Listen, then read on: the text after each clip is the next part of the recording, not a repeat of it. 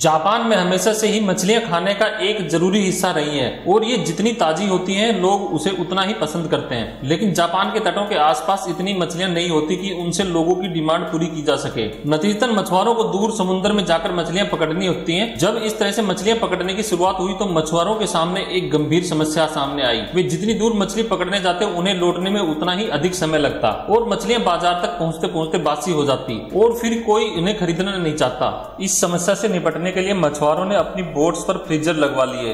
वे मछलियां पकड़ते और उन्हें फ्रीजर में डाल देते। इस तरह से वे और भी देर तक मछलियां पकड़ सकते थे और उसे बाजार तक पहुंचा सकते थे। पर इसमें भी एक समस्या आ गई।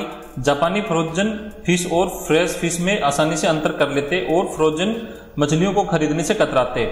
उन्हें तो किसी भी कीमत पर ताजी मछलियां ही चाहिए होती। एक बार फिर मछुआरों ने इस समस्या से निपटने की सोची। इस बार एक शानदार तरीका निकाला।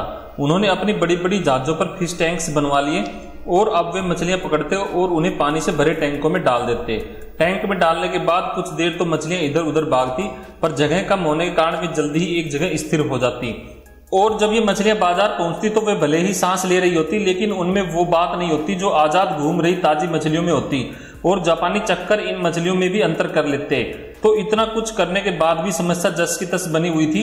अब मछुआरे क्या करते? वे कौन सा उपाय लगाते कि ताजी मछलियां लोगों तक पहुंच पाती? इसके बाद उन्होंने अपना दिमाग लगाया और एक नया तरीका निकाला। वे अभी भी मछलियां टैंक्स में ही रखते, पर इस बार वो हर टैंक में कुछ छोटी सी शार्क मछलियां भी डाल देते। शार्क इनमें से कुछ मछलियों को जरूर खा जाती, पर ज्यादातर मछलियां बिल्कुल ताजी पहुंचती। ऐसा क्यों होता? क्योंकि शार्क बाकी मछलियों के लिए एक चैलेंज की तरह थी। उसकी मौजूदगी बाकी मछलियों को हमेशा चौकन्ना रखती और अपनी जान बचाने के लिए वे हमेशा अलर्ट रहती। इसीलिए कई दिनों तक टैंक में रहने के बावजूद उनमें स्फूर्ति और ताजापन बना रहता।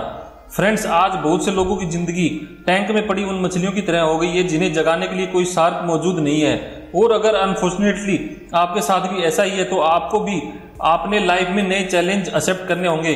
आप जिस रूटीन के आदी हो चुके हैं उससे कुछ अलग करना होगा। आपको अपना दायरा बढ़ाना होगा और एक बार फिर जिंदगी में रोमांच और नयापन लाना होगा। नहीं तो बासी मछलियों की तरह आपका भी मोल कम हो जाएगा और लोग आपसे मिलने जुलने की बजाय बचते नजर आएंगे। दूसरी तरफ अगर आपकी लाइफ में चैलेंजेस हैं, बाधाएं हैं, तो उन्हें कोसते मत रहिए। कहीं ना कहीं ये आपको फ्रेश और लाइवली बनाए रखती हैं। इन्हें एक्सेप्ट करिए, इन्हें ओवरकम करिए और अपना तेज बनाए रखिए।